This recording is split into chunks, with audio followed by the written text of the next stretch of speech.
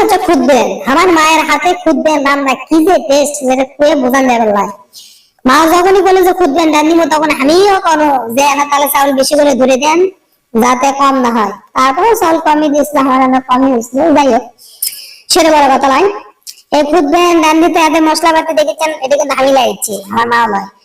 আমি আবার লাড়াচাড়ি বেশিই করি, যে কারণে আমি রান্নলাম হচ্ছে প্রথমে আগে মশলাপাতি তেমন কিছু লাগে, পেঁয়াজ, মরিচ, আদা, রসুন এগুলো সব একবারে কেটে তেলানি দিয়ে তারপরে চাউল দিয়ে ভরে কষে কষে কষে কষে কষে কষে পানি ঢালে দিলাম, দিয়ে বাস খুদবেন হচ্ছে।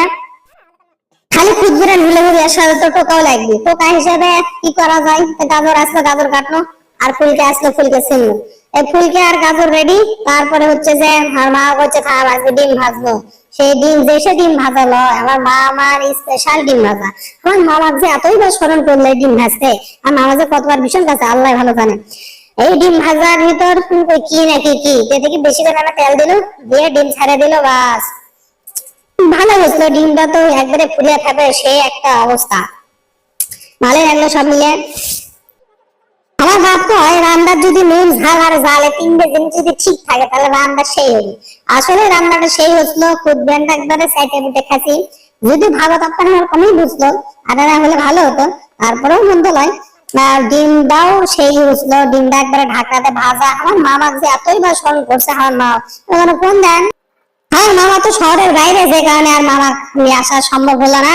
যাই হোক, আমি খানো মামা মনে কিছু করেন না, যখন দেখা হবে আপনি কিনে নেবি, টেনশনের কোনো কারণ নাই।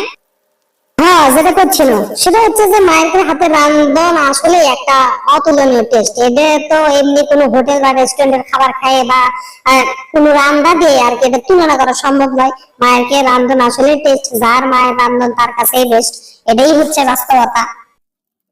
আমার মাও রান্ধন এনা মশলাপাতি কমই ব্যবহার করে, তারপর টেস্ট হয় আল্লাহর রহমতে। যদি আজকে রেসিপিটা একবারে নামি দামি কোনো রেস্টুরেন্টের কোনো মানে আইটেম নয়, কিন্তু সাদা মাটা আমাকে ঘরের প্রত্যেকদিন আমরা জিঙ্গে খাই, সিঙ্গেই খাবার। আর এই খাবারগুলো অতুলনীয় স্বাদ, এগুলো কোনো রেস্টুরেন্টের খাবারের সাথে তুলনা করা যাবে না। যাই হোক, কথার কথা এখন হচ্ছে যে যদি আমার মায়ের মতো করে আপনারা এই খুদবেন রান্না চান, তাহলে এর ভিতর বেশি কিছু লাগিচ্ছে না। আদা, রসুন, তেজপাতা, মরিচ, এলাচ তো দেয়ই না আমার মা। যাই হোক, করবাইছি না, মনে ভুলে গেছে আর কি। তারপরে হচ্ছে ধনে পাতা, যখন খুদবেনটা একবার হয়ে গেল তারপর ধনে পাতা দিলাম, দিয়ে তো নামালাম। এই তো খুদবেন রেডি।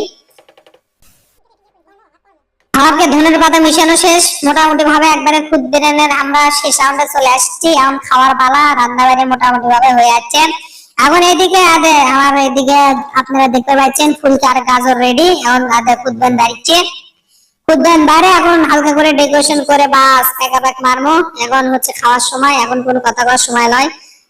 যাই হোক, আজকের রেসিপিটা আপনাকে কেমন লাগলো জানিয়ে দিবেন, আর যদি ভালো লাগে পাশে থাকবেন।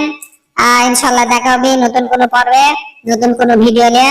এখন আমি খামো, আবার tata, bye bye, see you.